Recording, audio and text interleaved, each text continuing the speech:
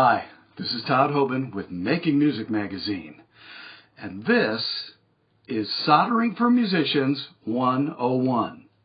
There is no 102. Basically, this is the simple basics.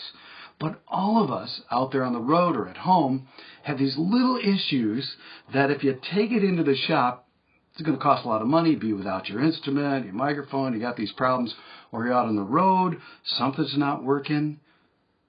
It'd be nice to be able to fix it, wouldn't it? Now, here's the tool. So I'm going to show you the stuff that's nice to have and all you really need.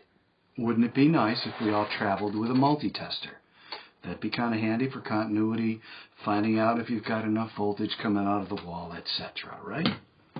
Don't need it, usually, right? I always travel with one of these tools. It's great, you know. It's got little pliers, got knives, and wire cutters in it, so that you can get by with just one of these tools. Always carry a flashlight with you wherever you play, all the time.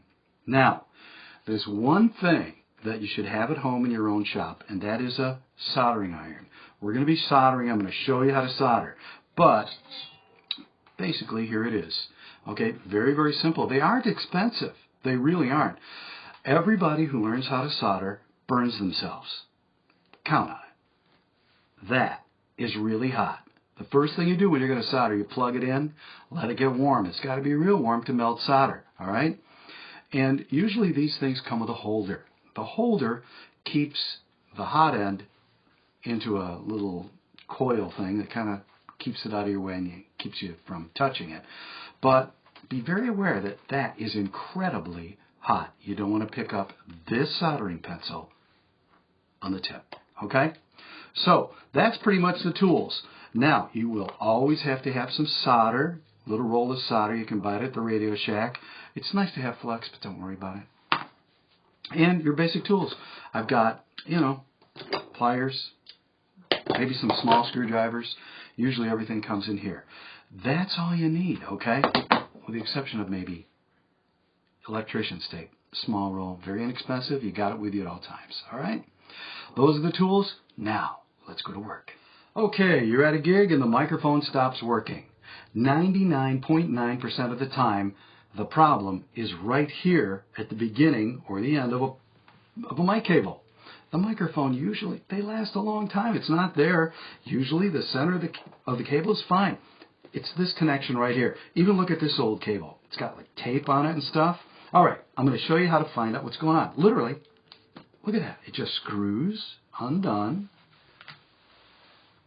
Pull that down the wire a little bit.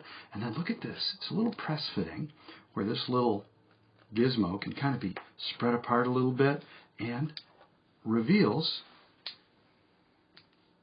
the solder joints. See that I just pulled this top right off. By the way, to get it back on, there's a little nick right there that lines up with a little bump, and when you line it up, it goes back on very, very nicely, okay? All right, now, here's the problem. This cord actually doesn't work, and I can see why. You see all this frayed stuff right here? Let's say this was pushed up against that contact. That's a short. That is a problem. So what we're going to do is we're going to clean these ends and reattach them in the right order so that it works. Look very closely right here. These little holes or pins are numbered. 1, 2, 3.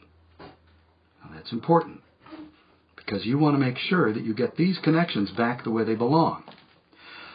All these wires, there's 3 of them on here, have to be connected to 1, 2, and 3.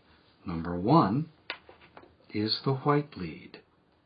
Number 2 is the ground or the shielding.